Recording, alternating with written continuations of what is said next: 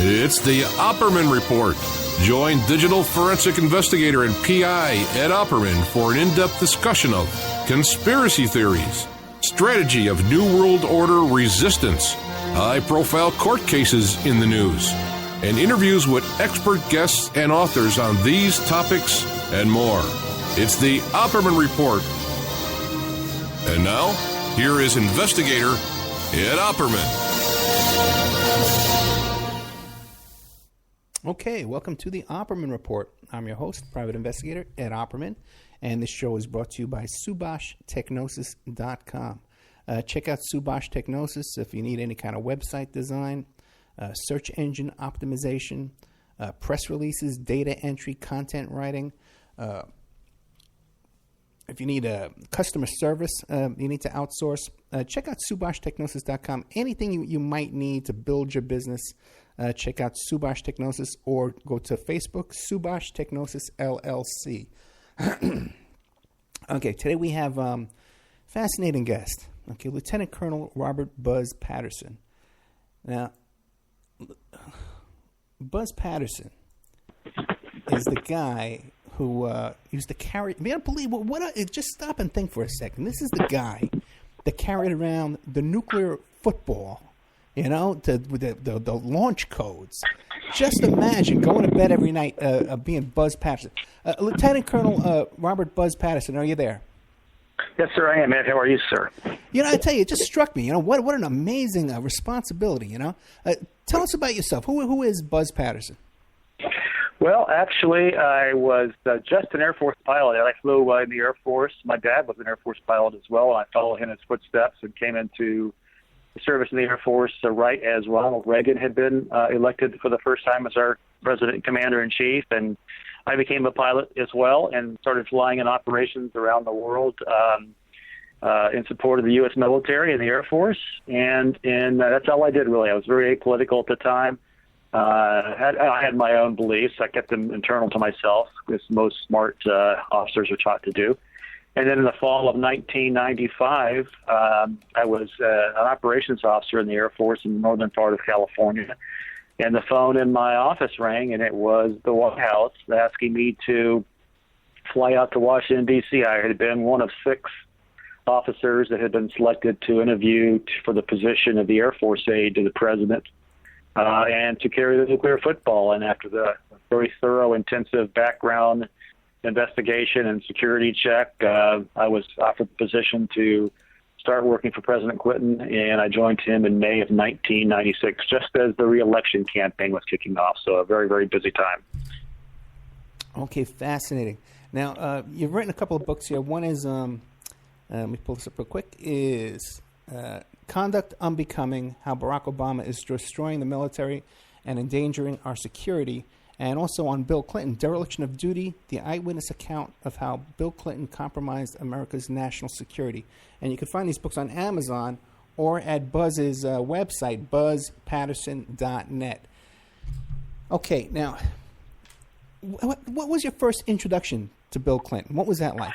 Were you introduced? Well, we were immediately. I was actually offered the position at the end of the second day of the 2-day interview process. I had not met him yet, however. I'd worked my way up the staff, and when they offered me the position, calling me in my hotel room, actually, I said, sure, I'd be honored to take the position. So I showed up at the Oval Office bright next morning and was escorted in and met the president for the first time, and we shook hands, and it was a little bit overwhelming for a young major in the Air Force, but then I realized I was off and running as his soon-to-be military aide. I had a couple of weeks to get back to my home in Northern California, sell my home, pack up, and then get back to the White House. So a very quick, very crazy couple of transitional weeks there, but started working for him. And I remember very distinctly, Don, my first day walking into the White House. It was a beautiful, crisp, clear spring day, and I actually had an office in the White House in the East Wing upstairs and a bedroom in the East Wing downstairs. So I walked in just amazed that I had been offered that opportunity, but I immediately began to see things go south very, very quickly early on with the man that we had elected once and were about to re-elect as our commander-in-chief. Okay, wait a minute. This is so much. You were a young major. How old were you? I was, at the time, probably 37, 38. Yeah, it's funny how that's young now, right? Yeah, and I'd been promoted to major, was about to be promoted to lieutenant colonel. I'd been promoted to be above quicker than my peers, I guess. So that was one of the reasons why I was selected as one of the 6 candidates. And I also had been recently in some combat operations in Bosnia and had been the commander of that and had done fairly well in that position. And I wasn't married. I don't know if that played into their selection profile or not, but I was about to get married. So I had a girlfriend back in Northern California, and so this, of course, made that extremely difficult. But that ended up being successful too, so I was able to work both of these to my benefit. So yeah, I remember the first day walking in, I just was wide-eyed and bushy-tailed and had no idea yet. And then I remember very early on started seeing things, obvious chinks in the armor.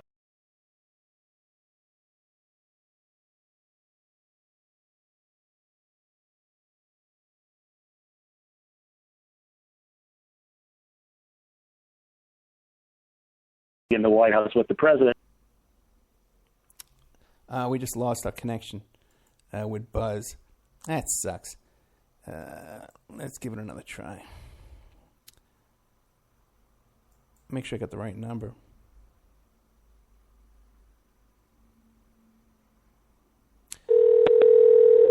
Oh, it picks up right away, so.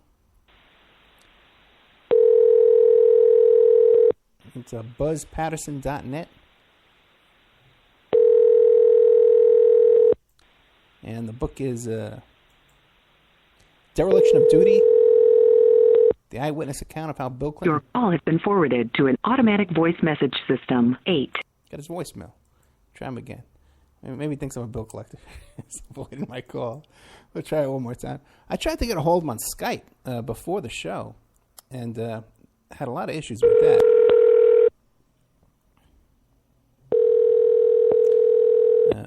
Wasn't even ringing. Hey, Buzz. Hey, Buzz. How are you, brother? No, but real quick, before you get into all that, because we just lost the connection, you say you were sharing this bedroom, you would rotate with these other guys, but you had a girlfriend. Could you ever bring your girlfriend over to spend over the night at the White House? No, absolutely not. Okay. The closest we could get was my girlfriend would come over and have lunch with me in the downstairs where the senior staff members ate. But then it was that place would close up for the evening, and all females were forbidden unless they had access to the White House, which of course Monica Lewinsky had finagled. So, right. So yeah, I had to basically carry my relationship on over the phone. Oh, okay. All right. So, well, tell us then. Okay, what was your first experience then? You said you noticed some chinks in the armor. Well, we were at a golf tournament. Probably my first month there. We were at a golf tournament, a local golf tournament. It's actually called the President's Cup. It's where all the American professionals play against the European professionals, and this one just happened to be being held at the golf course in Lake Manassas, Virginia. So the president, of course, was a big golf aficionado, so we went out there for the day. And also, to coincide with this, Ed, we had Saddam Hussein was in charge of Iraq, and he was attempting to basically ethnically cleanse and annihilate the Kurds in the north part of Iraq, and he had launched multiple attacks on them, to include using gas and chemical weapons. And the U.S. had come forward and said, well, we're not going to stand for that. We will supply air power to protect the Kurds and push back the Guard. Well, on 3 occasions this day at the golf tournament, I was the call screener when we were away from the White House. Phone calls came in from the president. I would be called first, and then I would take the phone call to the president, and he would get on the line and ostensibly to make a decision or not make a decision. In this case, we had 3 phone calls that came into me. We had 5 my peers, pilots, Air Force pilots, and naval pilots, in bombers and fighters ready to launch in that part of the world. Saudi Arabia, off of boats off the coast of Iraq, and go and save these people. And on 3 occasions, quite frankly and sadly, President Clinton refused to take the phone call. He was simply too enmeshed in watching the golf tournament, refused to take the phone call from his then NFC advisor, Sandy Berger, and the attack went by the boards, and about 200,000 Kurds were killed that day. Now, is there any accountability for that? Is there any consequences for something like that? Well, the only consequence is that the president got back to the White House and had to answer a few questions, but it was his call. He had the Pentagon had orchestrated this attack, and because his national security guy, Berger, was in charge of it. Berger, in his defense, Berger was pushing for the go-ahead, and he would not even take the phone call from Berger. To put that into perspective, Berger was getting upset with me for being the messenger in the middle, and the president was getting upset with me. Every time I approached the president to try to get him to talk to Berger, he refused the phone call and got even angrier with me. So as I sat in the motorcade going back to the White House, realizing we had just lost that opportunity and trying to figure out in my mind just how many tens of thousands had been killed, it was just very troubling. And that was not the first time I saw that, nor would it be the last. Yeah, but there's no meeting of the Joint Chiefs. The admirals get together and say, "Listen, Mr. President, you got to answer these calls. You can't just do this." There's no. No, well, after the fact there could have been, but you only got a couple hours of intelligence, right. And the Pentagon had expressed their support for it. But then it comes down to the man that has to make the decision, and in this case, the decision was Clinton, and in no decision in this case was a decision for what those people got. Very interesting. Okay, so and then you had another example after that. What was the next one? Okay, well, I've got a couple more actually. Yeah. Talking about indecisions, there was the situation where we had Osama bin Laden, not Barack Obama, but we had Osama bin Laden holed up and identified in Afghanistan, and we had an operation on the ground. It was actually going to be a snatch and grab operation. It was involving CIA assets and Delta assets and a few SEALs actually. And we had about a 3-hour window of intelligence. And again, in this situation, I am actually in the Situation Room with Sandy Berger, and we're trying to call up to the president's residence to get the go-ahead. It's late at night, and of course, we're trying to get this done under the cover of darkness over in Afghanistan as well. We don't want our guys exposed if we can afford it. So we had about 3 hours of intelligence, and for the first 2 hours, I talk all about this in Dereliction of Duty as well. For the first 2 hours, we couldn't get him to the phone. We couldn't get President Clinton to answer the phone up in the residence.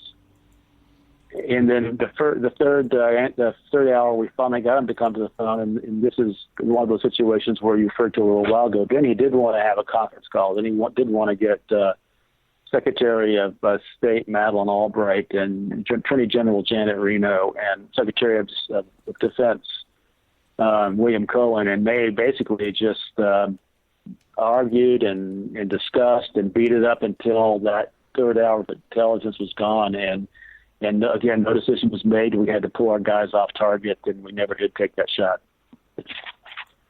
And what do you think the reason behind that was? Well, there were several. The Pentagon wanted to go for it. Madeleine Albright was arguing that we didn't have cross-border authority. They call them CBAs, cross-border authority to launch any kind of cruise missiles. She had not arranged for that previously, or have any of our aircraft enter their airspace, Pakistani and or Afghanistan airspace, without prior approval. Of course, prior approval in most days would immediately go to Taliban headquarters, and they either would be waiting for us with Stinger missiles, or they would have evacuated the position, and no one would be there. So that was, at the time, that was the argument coming from those two people.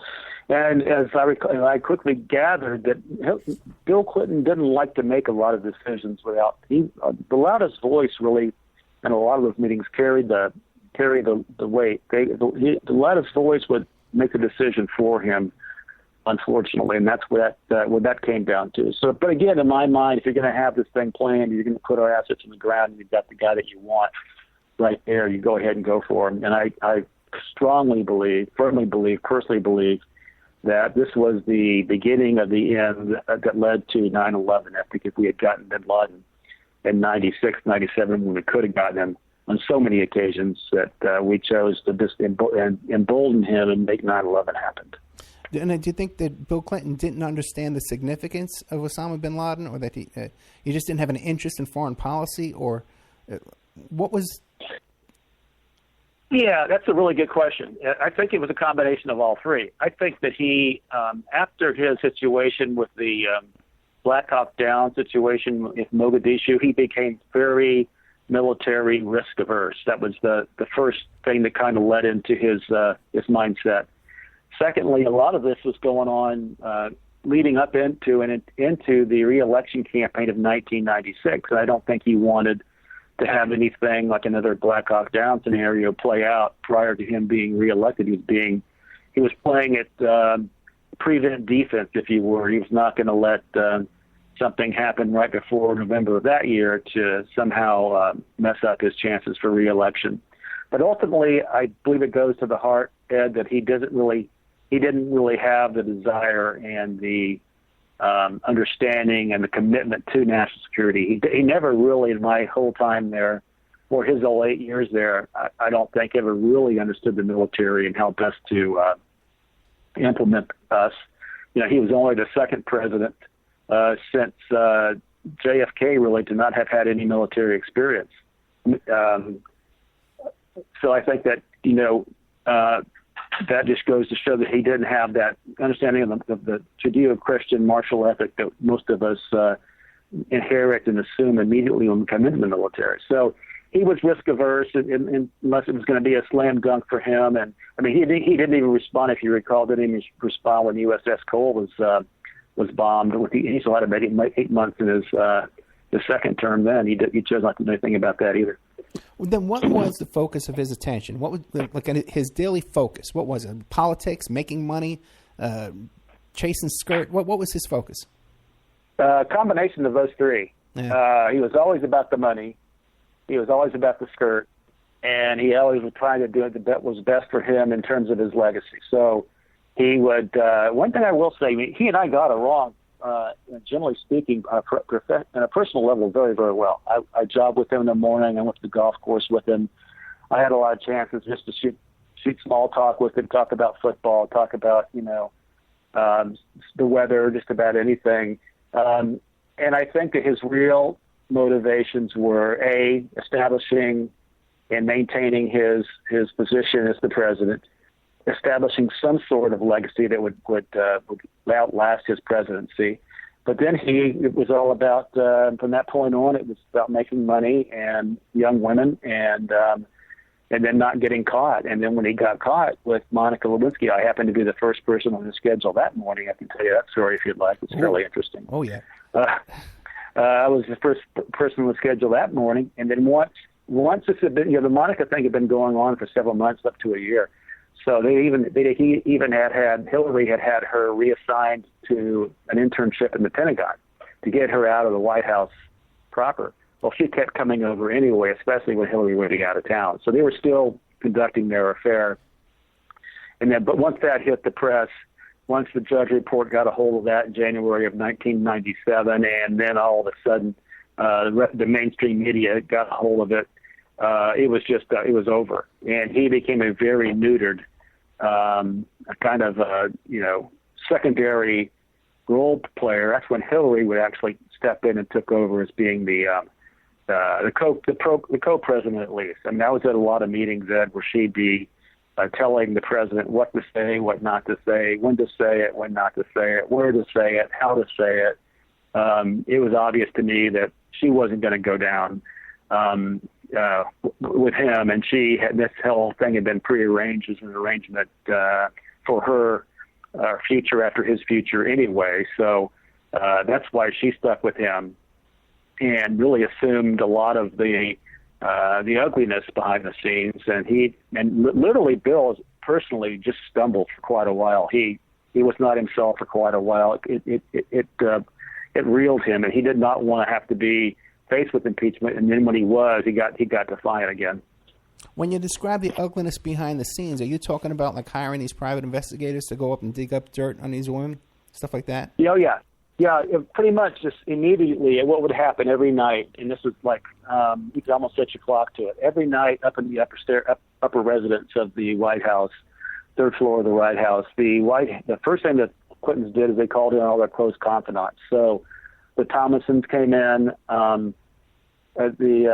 John Podesta was brought in, George Stephanopoulos was brought in, Paul McCullough, all these people that had been Sidney Blumenthal, all these people that had been kind of the attack dog people behind the scenes for years anyway, now are being pulled back into service. So, and Hillary was the one that kind of assigned those responsibilities. Especially when Blumenthal became the attack dog guy going after, and even Hillary called all these people. She got, remember she referred to Monica as some, schoolgirl with a crush, and has been preying on her husband, and nothing could have been further from the truth. But that's what those people do. They end up blaming the victim and going after the victim, and so victimizing the victim ends up ultimately pulling out or being paid a lot of money, which is what had happened to Paula Jones and what ends up happening to Monica Lewinsky. Now, so you personally knew Monica Lewinsky? Yes, I saw her around quite frequently. I mean, I remember very distinctly in the first week I was there. They have very the White House, inside the White House is very controlled, as you imagine, with security zones by the Secret Service agents. So depending on the color of your lapel pin shows you how close you can get to the president. And I had the same access to the president that any of the agents would have, and even the first lady would have.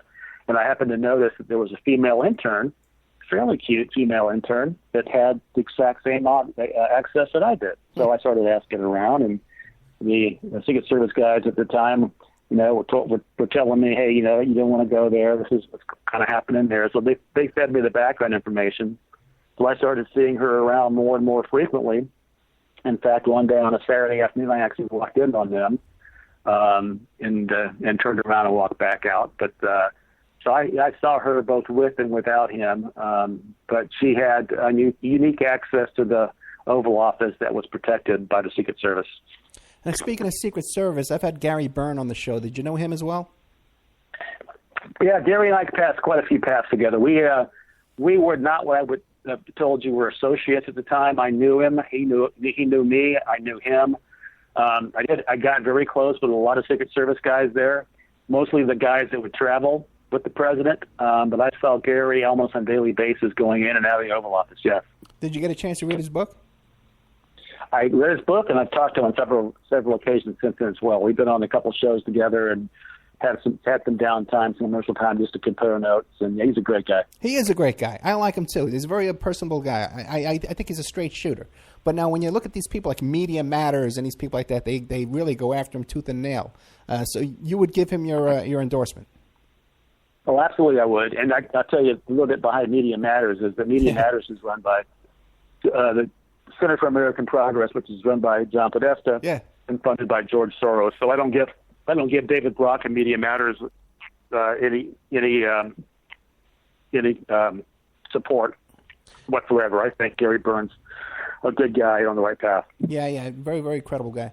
Now, also, too, when that whole thing came out about Monica Lewinsky, didn't he order some kind of an airstrike on Libya, or perhaps it was? But he did order some kind of military strike that same day, right? It actually coincided with the testimony in the impeachment, Monica Lewinsky's testimony in the impeachment later on that fall. So he did order an aspirin factory that got blown up in the Sudan, and another strike that went after a milk factory, I believe it was. But whether or not they had accurate intel, they might have been something else. But the only time he did anything along those lines was kind of a wag the dog operation, we called it, during the impeachment to take the attention away from her testimony in the impeachment process. Okay, and you were a witness to that. Oh yeah, I was a witness to all those things. Okay, now what about when all that stuff was going on with Vince Foster? Were you around for that? With Vince Foster? Yeah. I arrived about a week after Vince Foster passed away. So I can't tell you exactly what was going on then. I will tell you this, though, that all of his files, all the files that got taken out of his office immediately after he either was killed or took his own life, all those files immediately went upstairs into Hillary Clinton's bedroom. They were in a white opaque file box that I ended up being the only person that could move them around for several months to a year. She had to have those files within her eyesight at all times. I have a whole chapter of that on those files in Dereliction of Duty, because those files to her were more important than the nuclear football was to Bill. Amazing. This is just, I think you got great information here, What about, now you talk about how Bill had a focus on, I'm funny how I call him Bill, like we're buddies, but President Clinton had a focus on making money. Anything come up about Haiti and our intervention in Haiti and their dealings with Haiti? You notice anything about that? Yeah, that was just starting also as I was there. I will tell you that one of the things that right when the Republicans really started down the path of the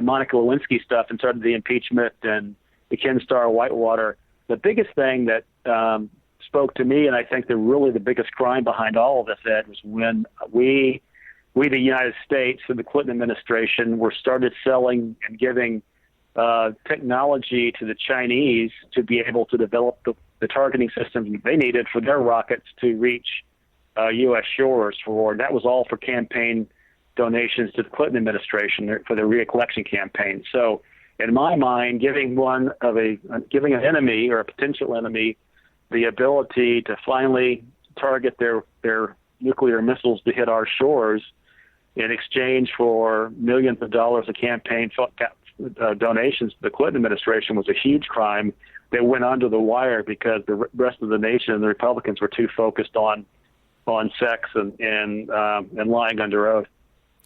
What do you make of that whole Ken Starr? Were you interviewed by Ken Starr's investigators or testified or deposition? I was contacted by his office at the same time that the Secret Service guys were contacted by Ken Starr's office.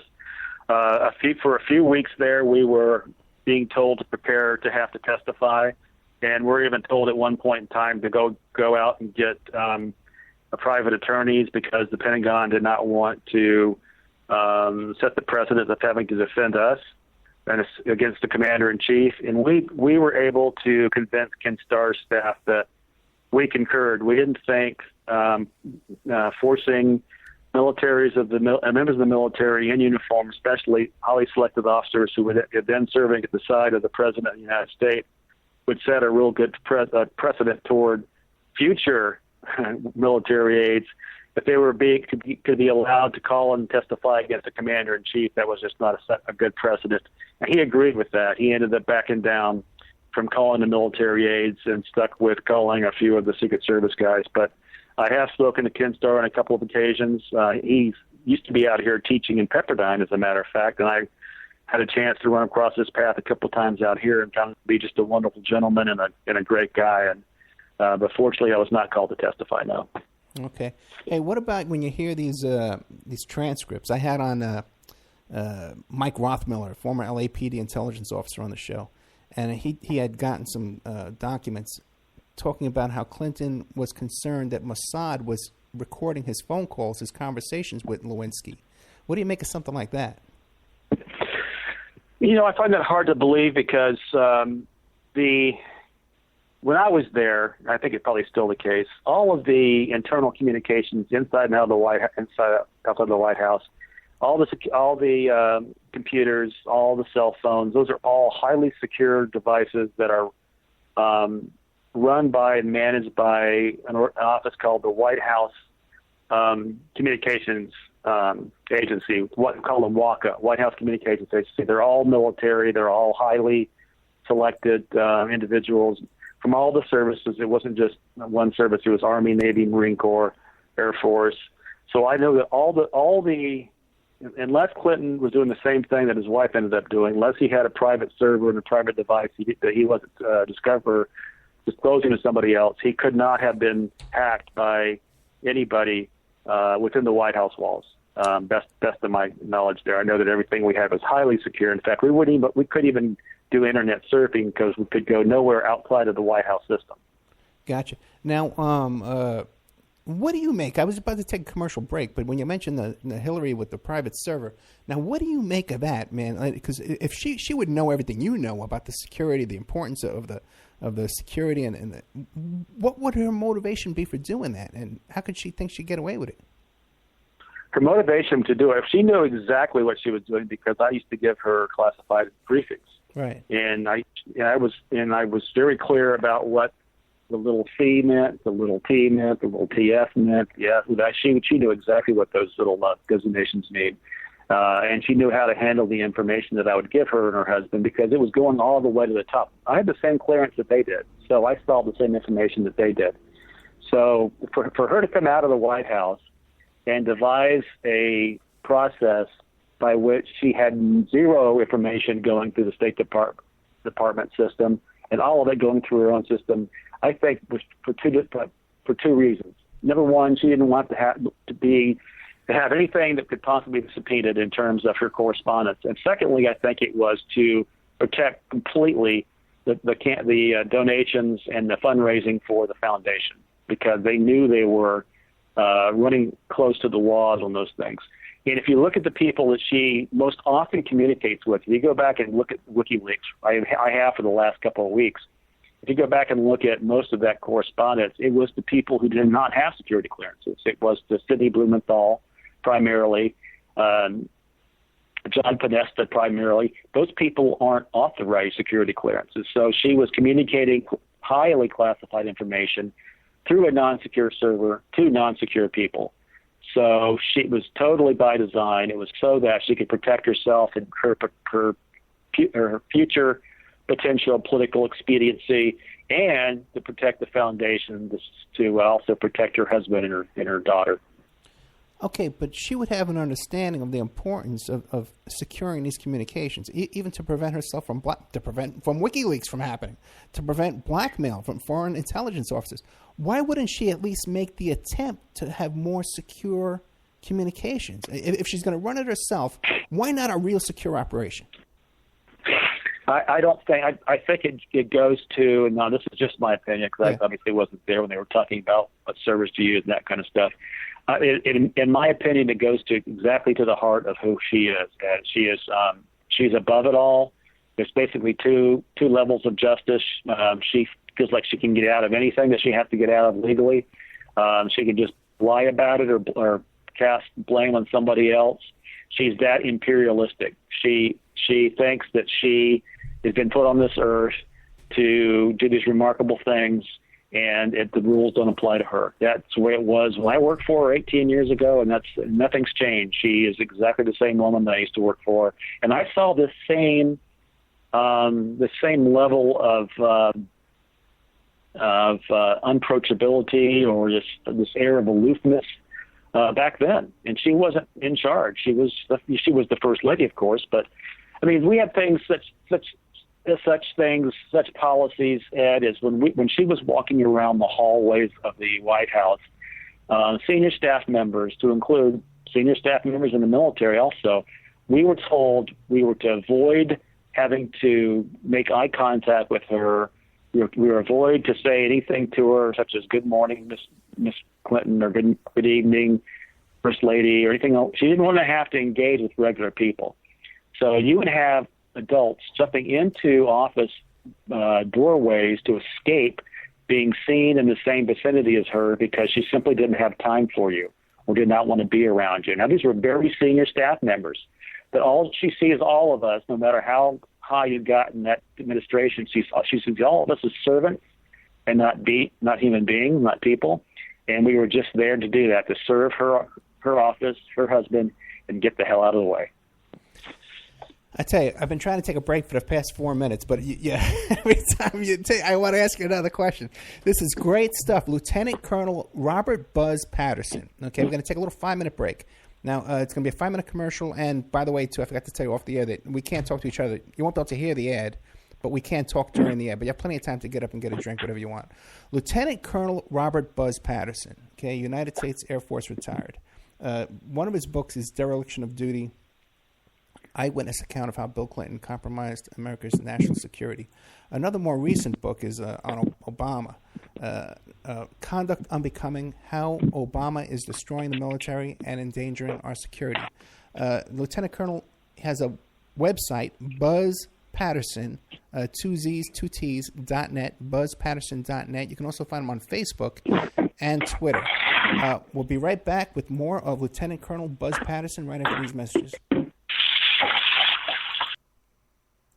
Okay, right after this. Get over here.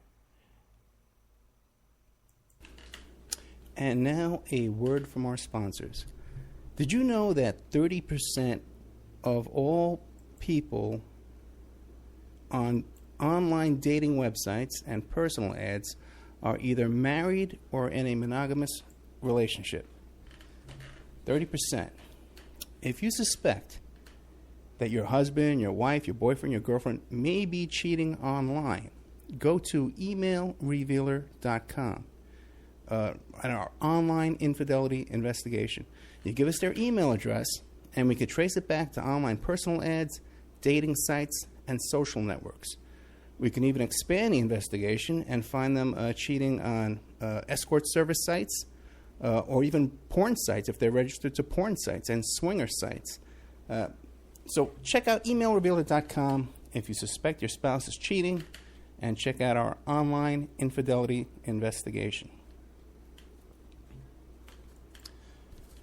William Ramsey is a producer here at the Opperman Report, and he's just come out with a new book, Children of the Beast, Aleister Crowley's Shadow Over Humanity. Now, he just sent me a copy of this book. Oh, boy, it's about 2 inches thick, and there's a chapter on just about everybody in this book that you can imagine. The Beatles,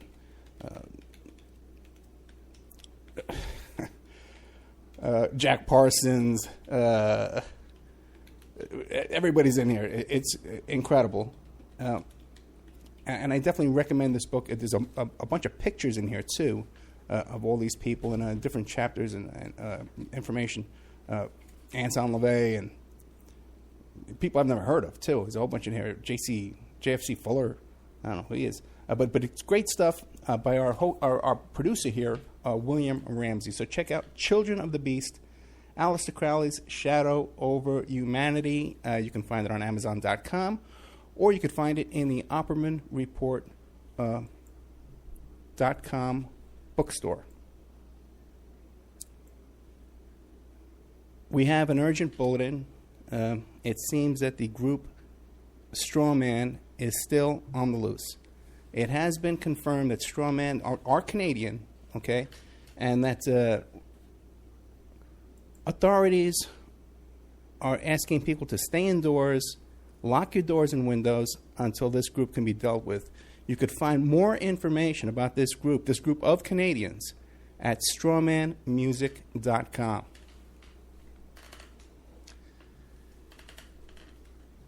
You can have your ad played here. Okay, we're looking for sponsors. Okay, in fact, we desperately need sponsors right now to take this show to the next level. So you can have your ad played here, read live, like I'm doing now, so artfully. Or we can even work up a little jingle for you with some music and stuff like that and play it here.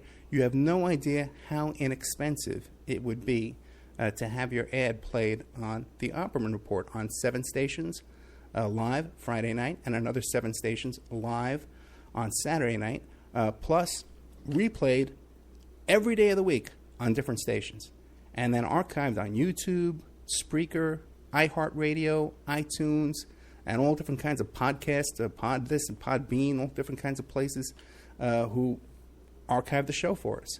And on those archives, your ad would play indefinitely, forever. You also get a little banner on OppermanReport.com. You get a mention on the air, you get a little interview on the air, and all kinds of fun stuff if you sponsor Opperman Report. We have an opportunity to get this show on a major AM/FM station in California. We've been approved. So if you want to sponsor us into that, so incredibly inexpensive that your ad would be heard by the range covers 5 million people in population. where your ad would be broadcast, and all these other stations would be thrown in for free.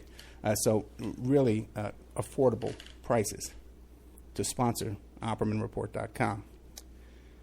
Get a copy of my book, How to Become a Successful Private Investigator. You can get a copy of that book at emailrevealer.com, or you can get a copy of that book now. It's back up on Amazon.com. How to Become a Successful Private Investigator by Ed Opperman. And this book has been updated a little bit from the previous book that we had that was available to our wonderful listeners. Okay, welcome back to the Opperman Report. I'm your host, Private Investigator Ed Opperman, and this portion of the show is brought to you by SubashTechnosis.com. We're here with Lieutenant Colonel Buzz Patterson, who carried the nuclear football for Bill Clinton. Buzz, in your experience in traveling with the president, this whole incident where Bill Clinton, he lands on an airport in Arizona and just happens to bump into Loretta Lynch, do you see that kind of a chance meeting as being possible? I think that chance meeting was totally impossible. Totally, the Clintons don't do anything by chance. The fact that he knew about her flight plan and she knew about his flight plan, and that it was prearranged like that happened. It was always planned. I think that was the beginning part of the quid pro quo part. Is that, okay, here's what we can offer you. We'll make it as unembarrassing as possible. But yeah, nothing happens by chance with those two or three in this case, and that was extremely dialogued. Yeah, and for all we know, they could have had 100 meetings. That one, because they ordered press not to report about it, they could have had another 50, 30 meetings. They could have had meetings every day that week, and we wouldn't have known about it. Because the only exactly our phone calls, or I'm sure they had been talking prior to that. Yeah. That's just how they operate. Oh boy. Okay, there's something in your book too about that Bill Clinton was kept away from the stewards on Air Force One, I believe it was, the female stewardesses? Yes, that happened on one of our trips. We were coming back from Europe late one night, and typical protocol was we would fly into Andrews Air Force Base, and then we would helicopter on Marine One over to the south lawn of the White House, and then I would take the president up to his room, put him to bed, basically, and then I'd head downstairs to my bedroom in the basement of the East Wing and get ready to go to bed myself. And in this particular case, my phone rang, and it was in my bedroom. The phone rang, and it was the president's Air Force One pilot, Colonel Mark Donnelly, and he said that we had a problem. And I said, "Okay, Mark, what's up?" And he had a young lady who was a staff sergeant, one of the flight attendants on board Air Force One, in his office, in tears.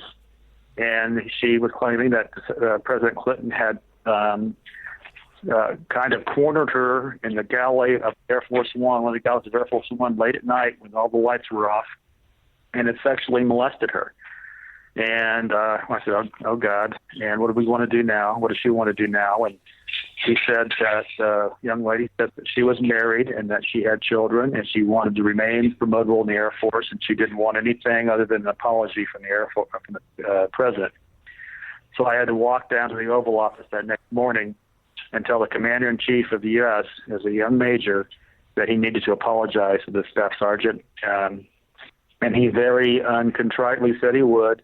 And we arranged for an apology 2 weeks later in Air Force One, where he basically said something along the lines, "Well, I'm sorry if I've hurt your feelings," and that was that. And that was all she wanted, and he gave it to her. But those kind of things happen so many times, and it was just it quickly became a very fun place to work and became a very dark place to work. So you're aware of other sexual assaults that haven't been reported in the media? I am aware of him saying several things, and of course there's been enough reported in the media that I'm not aware of that. I never saw anything other than that. I never was personally involved in anything other than that, but just going out to the golf tournament or to a golf course with Clinton, some of the things he would say about the attending females that were there, kind of behind their backs, was just really rude and very inappropriate and very crude. And I did see other women around him on occasion, but I don't have any kind of experience personally other than Monica Lewinsky with this Air Force One flight attendant. I don't have any personal involvement in any of that. Okay, now, are you aware of Bill Clinton's relationship with the convicted pedophile Jeffrey Epstein and flying on Epstein's plane, and that I believe it's between... I'm aware that, I'm aware that it's happened. I've seen some things about it. I've seen some pictures of it. And again, it would not surprise me that that kind of thing's been going on, because that is what that man is all about. And if that's the people he hangs around with, I can certainly assure you he had a good time. Now, there were between 4 and 6 trips where he would ditch his Secret Service detail in order to fly on Epstein's plane. Now, what can you tell us about the procedure involved with the president or former president removing his Secret Service detail? Is that a big deal? Yeah, it is a big deal, and I don't know how they could possibly do that unless they were kind of hoodwinked to let him go, because they're supposed to be by his side no matter where he is, especially if he goes out international somewhere. So I don't know if he had some kind of arrangement with them, or if he just, slid out the back door and didn't tell them about it. He would do that from time to time when we were at the White House. So I can't imagine it would be too far out of his repertoire to do that as a former president of the United States. Yeah, my understanding from Gary Byrne is you actually have to sign a form. There's a whole form, a process you have to go through saying, okay, we're going to release you from all your duties to protect me and all liabilities and all that kind of stuff. Now, there's a I don't know. I don't think it works that way. I think that you've got these agents to assign to you, and I think with very few exceptions, you can at least ask them to stay down the hall. But I don't think you can jump in a jet and fly someplace else internationally and refuse their support.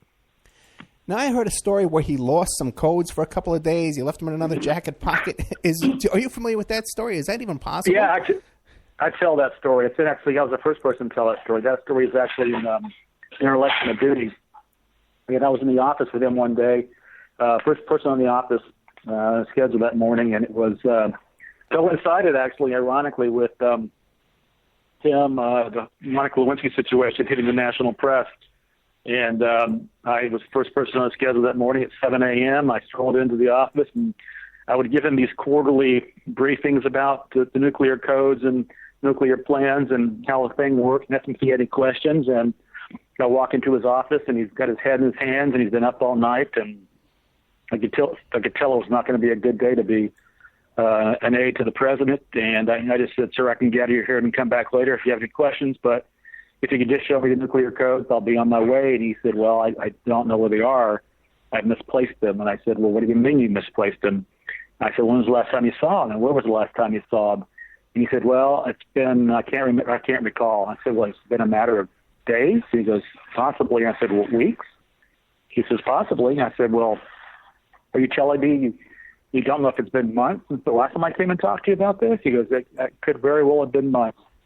So he had lost the most important military document in the history of our nation, and could not remember how long it had been.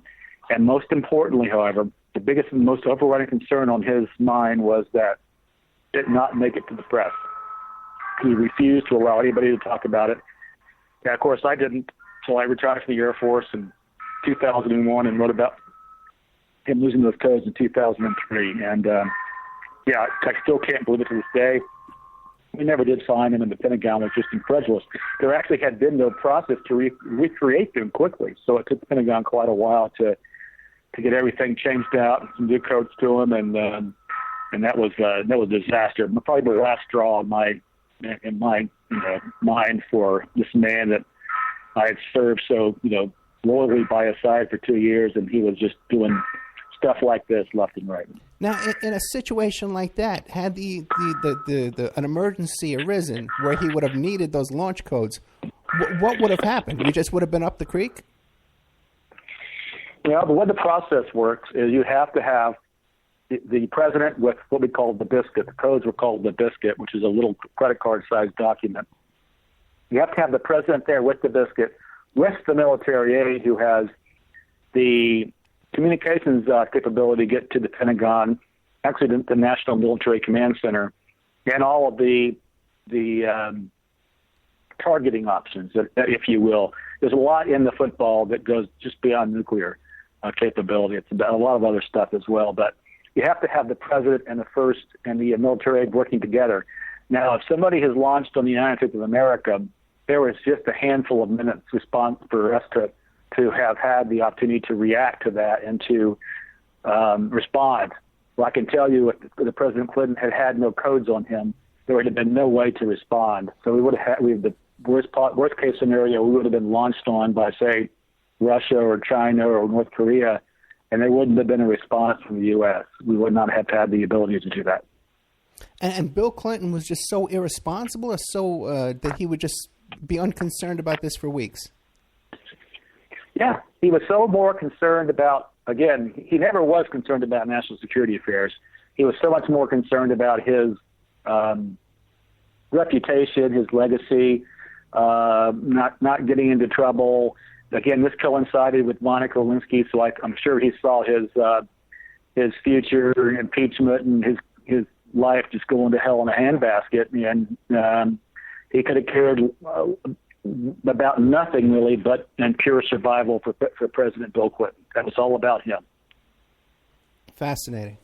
Now, let me ask you a question. Now, a lot of people who look at Bill Clinton's life, the way he came up through Arkansas, Oxford, Fulbright scholarship, all this stuff, people think that there might have been the hand of the CIA pushing him along. Do you think that's possible? No, I don't think so. I think he was just one of those guys that very early on set this unbelievable standard to be the president of the United States, and he did whatever he needed to do. He worked his way up. He's a born politician. I'll give him that. He worked his way up through some very prestigious academic institutions. I believe he met and married Hillary for the exact same reason, is to further polish both her resume and his resume. I'm not I would not be surprised if Chelsea was not part of that polishing of the resume, as it will. He took his stances very early on, anti-U.S. as did she in the Vietnam War, and that's who they are. They've always only really cared about one thing, and that's their own personal power, and that has transpired into their own personal money. And now we've got them using the U.S. Constitution and the U.S. basically for their personal financial playground. Okay, and what do you know anything about his time back in Arkansas when all that stuff was going on at Mena, Arkansas, with the Iran-Contra and all that kind of activity was going on right under his nose? I've heard about it. I don't have any personal knowledge of that, other than what I've read and heard. Again, knowing them as I do personally, that would not surprise me if there was something of that going on. But I really can't personally testify to either that I know any of that, really, other than speculation. Okay, now personally, you have an event coming up. You're going to be speaking at a Donald Trump at a Donald Trump rally in California. Why don't you give us the information on that? Yeah, it's October 30th, this Sunday. It's called Viva Trump. It's going to be at the Sycamore Grove Park, downtown Los Angeles. It's going to be a huge deal. We've got several Hollywood celebrities, believe it or not, coming out to support Trump. I'll be there to speak as well. Keynote speaker. We're hoping for either Mr. Trump or Mr. Pence to join us. That's still in the works. Regardless of that, we're going to have a huge crowd out there. Sycamore Grove Park, 1 to 3 this Sunday, October 30th, and I'll be happy to see all the folks out there and put my support very strongly behind soon-to-be President Donald Trump, of course. And I really, again, cannot stand the thought or the horrific image of Hillary Clinton be our next commander-in-chief. I can agree with you. It would be horrific to see another Clinton in the White House. But the thing is, many of the concerns you state about Clinton, okay, the skirt chasing, the irresponsibility, the lack of a military background, Trump has, and Trump has a lot of these same character flaws as well. These things don't concern you?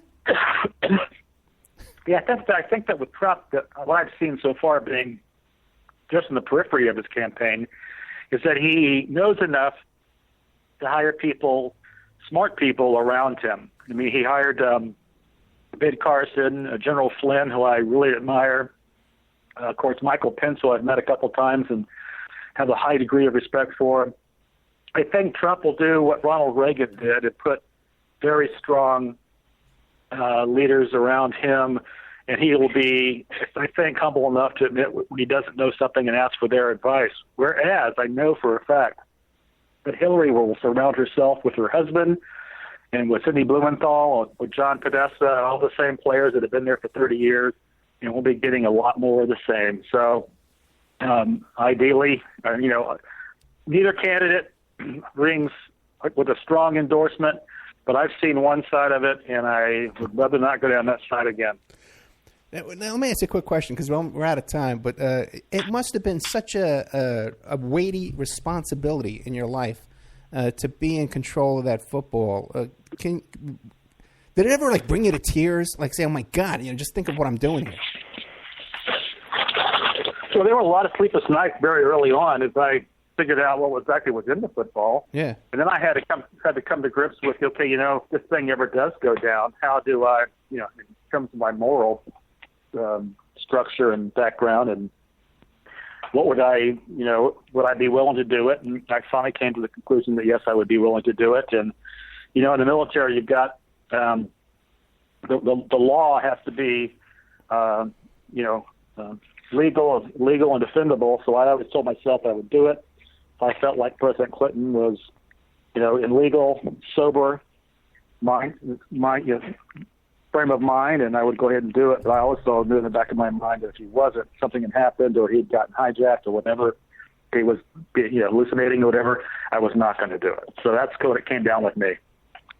It's funny you mentioned hallucinating. Did you ever see either of the Clintons out of their state of mind, like on alcohol or drugs or anything like that? Yeah, I did. They drank occasionally. In fact, there was one time, of course, when, if you remember, when Bill fell down the steps at golfer Greg Norman's house and really messed up his knee, and we had to fly back to Bethesda to get an operation on his knee, his MCL. That was a time that he had been a little too tipsy, I think, and had gotten a little out of control. So I saw that from time to time, yeah. Not I would not say frequently, but certainly it was there from time to time. And what about, now you spent a lot of time with Hillary Clinton. What do you think about these people who see things about her health, people concerned about her health? Do you notice any kind of indications?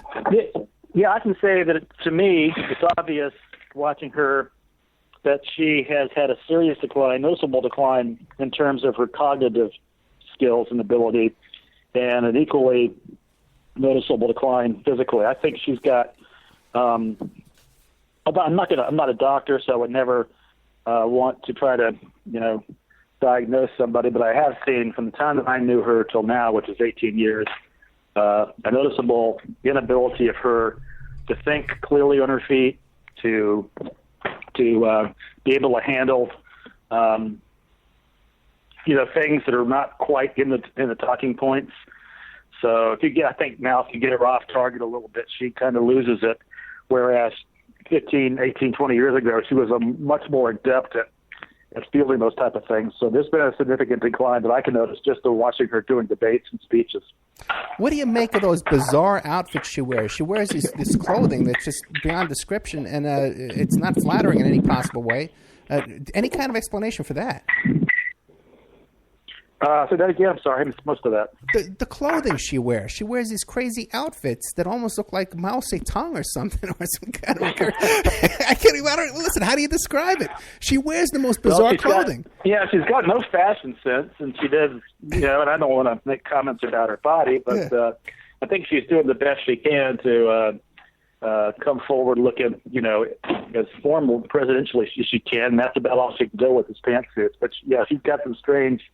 I don't know who's advising her on her sartorial splendor, but I don't think it's working. Well, if you need fashion advice from Ed Opperman and Buzz Patterson, you're in big trouble. Exactly right.